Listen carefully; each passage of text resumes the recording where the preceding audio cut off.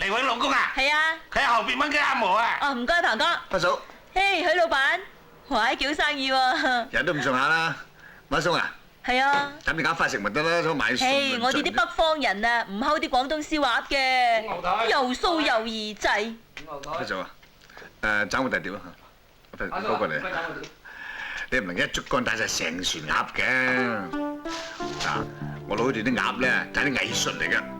啊，食鴨咪4個步驟。首先咧，千祈唔好用筷子喎，一定要肌膚嘅接觸，緊密接觸嘅。你試下。啊，首先用手一揦，然後一舐。第二點啊，就係最緊要食鴨嘅態度啦。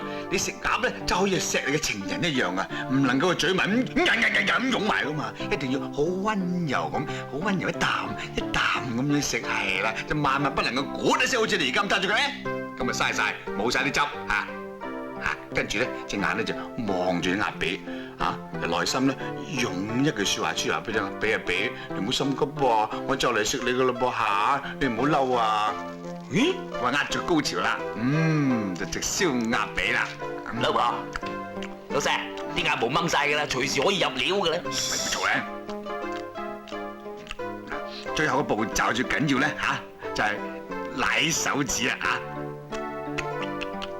因為點解咧？因為每一隻手指接觸嘅鴨咧都唔同個部位所以個味道完全唔同嘅噃。嗱咁2，嗱就係3，嗱嘅4